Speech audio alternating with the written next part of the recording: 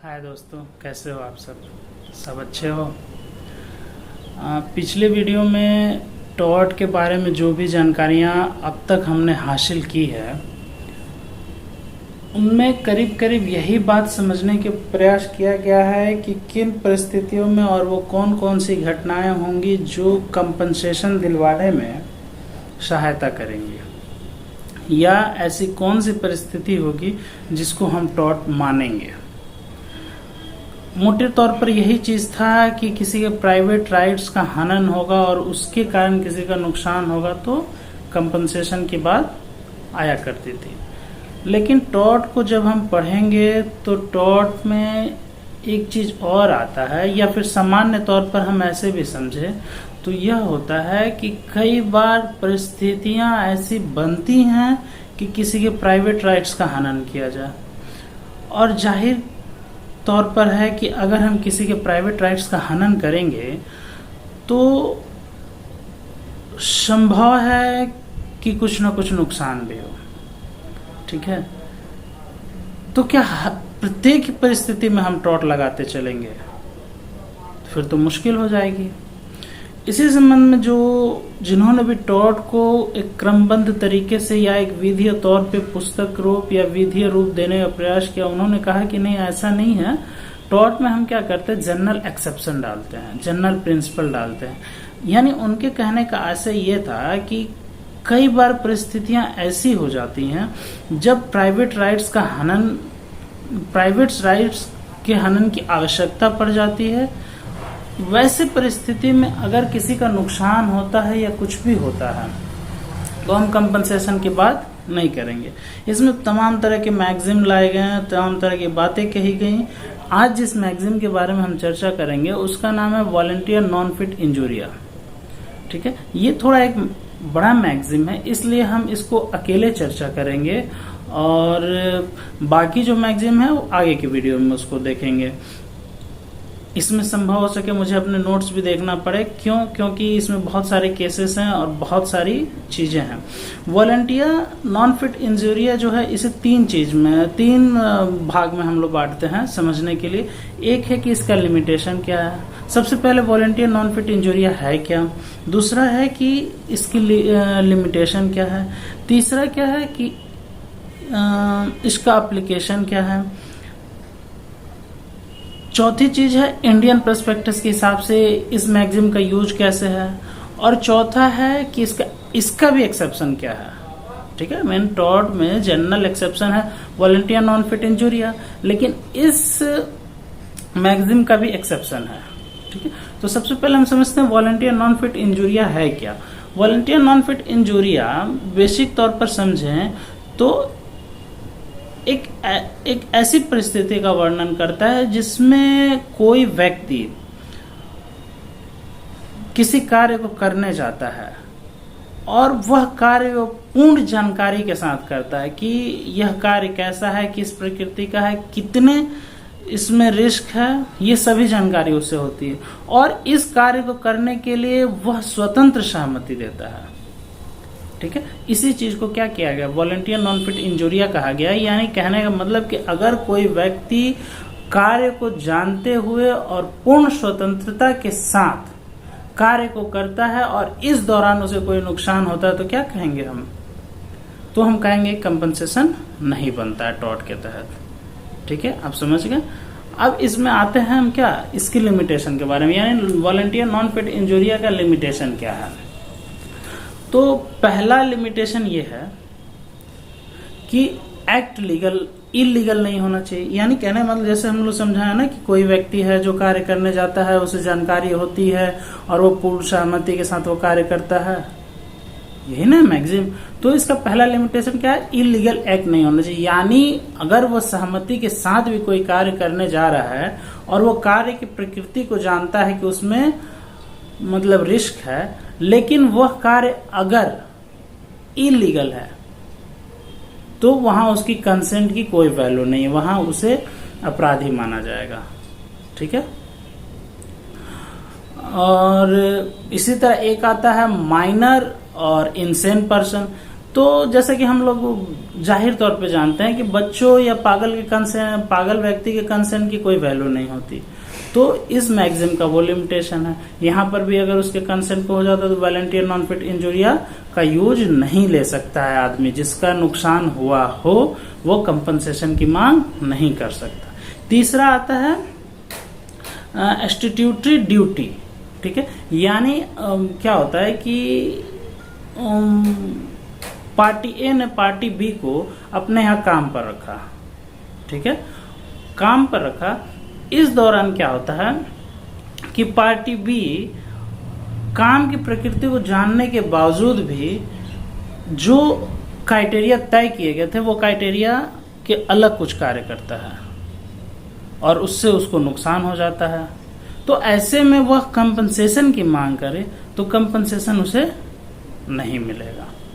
इसी संबंध में एक महत्वपूर्ण केमिकल वर्सेस सटवेल का, जिसमें क्या होता है, सटवेल जो होते हैं वो कहीं काम करते रहते केमिकल फैक्ट्री में और वहाँ केमिकल के साथ ये कुछ अपना अलग ही प्रयोग करने लगते हैं जो कंपनी के क्राइटेरिया में नहीं था। अब इस संबंध में समस्या क्या आती है कि किसी दिन ब्लास्टिंग हो जाता है, तो जो सटवेल साहब हैं वो डिमांड करते कंपनसेशन का कि भाई मेरा नुकसान हो गया, ये हो गया, वो हो गया, हमें कंपनसेशन चाहिए। यहाँ न्यायालय कहता है कि आप मांग ही नहीं सकते, वॉलंटियर नॉन फिट इंजूरिया आप मांग ही नहीं सकते। क्यों? क्योंकि आपने वॉलंटियर नॉन फिट इंजूरिया में जो लिमिटेशन है उसको आपने क्रॉस किया है, ठीक है। तो ये तीन चीज थी लिमिटेशन में। एप्लीकेशन में जब हम आते हैं तो एप्लीकेशन में दो तरह का है। एक तो आप कार्य इंटेंशनली करें, वहां वॉलंटियर नॉन फिट इंजूरिया लगता है, और दूसरा क्या है, कंसेंट के साथ करें, ठीक है।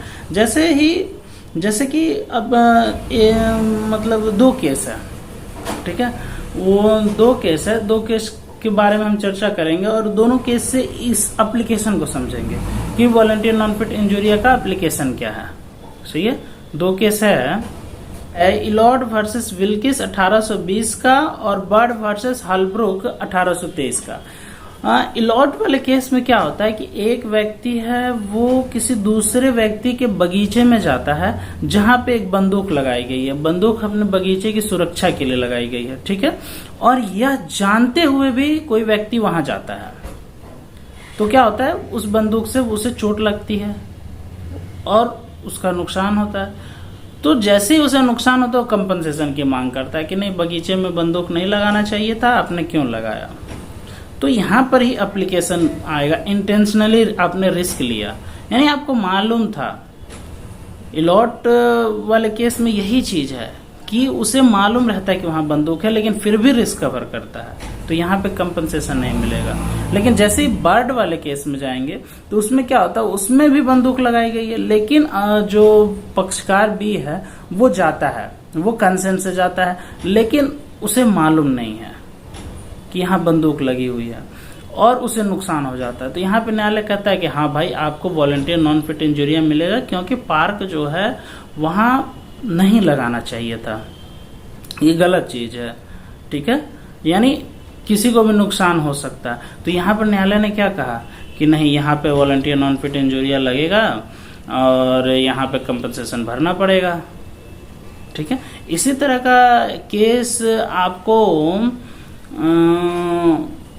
शायद इसी तरह के एक शेन वर्सेस इंपेरियर का केस है, डेट भूल रहे हैं।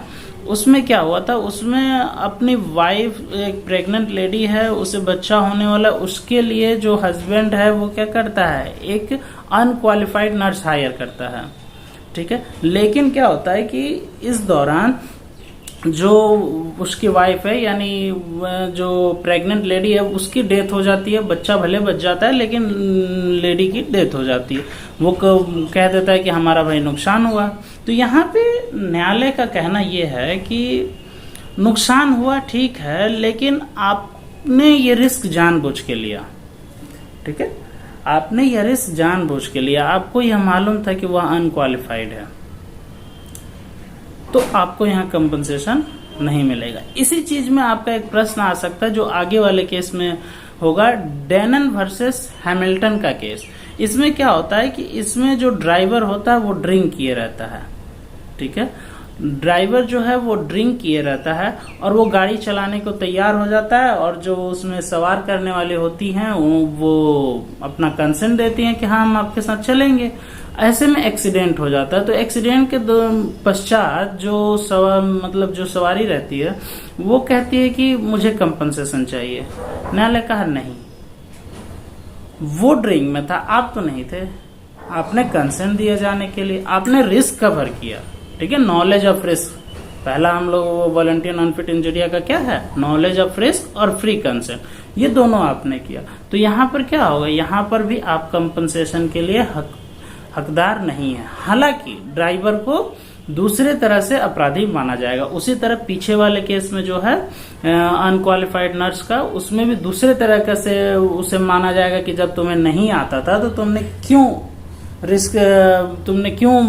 सहमति दी ये काम करने के लिए। लेकिन इसके तहत टॉर्ट की मांग नहीं की जा सकती।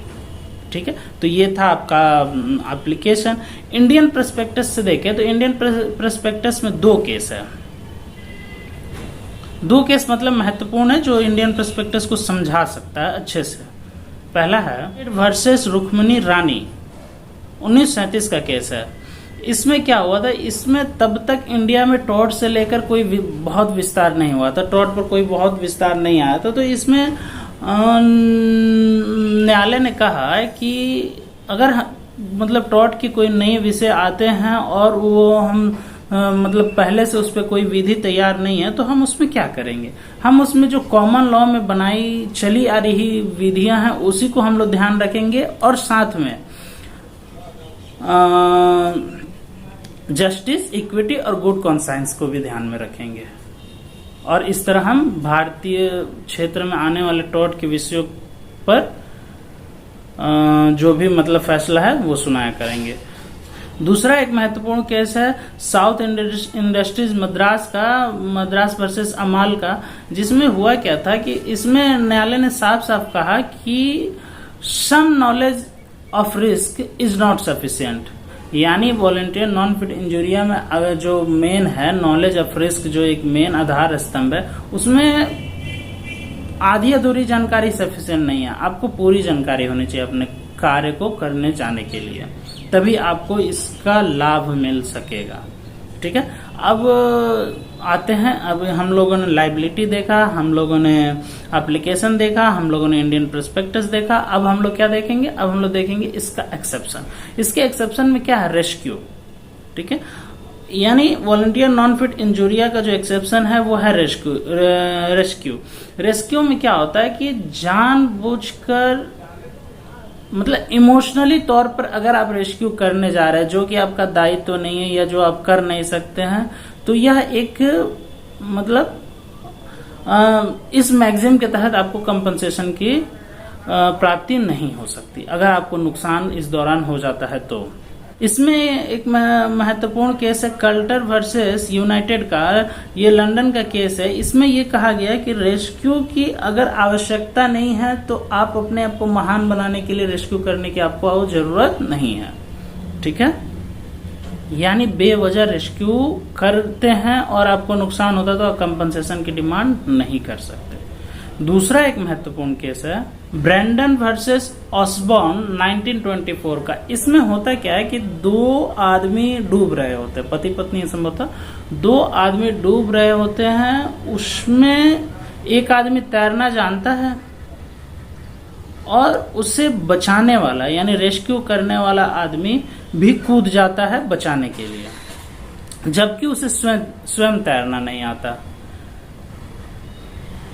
किसी तरह बच जाता है, उसे चोटें आती हैं, बाद में वो कंपनसेशन की मांग करता है कि मैं बचाने गया और मुझे चोट आया। ठीक है, तो यहाँ पर न्यायालय यह कहती है कि जब आपको खुद नहीं आ रहा था तैरना तो आप क्यों बचाने गए, इमोशनली एक्ट क्यों किए। तो यहाँ पर भी ये भी क्या है, वॉलंटियर नॉन फिट इंजूरिया का एक एक्सेप्शन है, जहाँ पे आप नॉलेज ऑफ रिस्क जानते हुए फ्री कॉन्सेंट के साथ भी अगर कार्य कर रहे हैं और रेस्क्यू में जा रहे हैं और आपको खुद जानकारी नहीं है तो आपको कंपनसेशन नहीं दी जाएगी। यही है पूरा वॉलंटियर नॉन फिट इंजूरिया का अनुसार जो है कि वो है क्या, तो नॉलेज ऑफ रिस्क और फ्री कंसेंट, ये दो चीज रहेगा।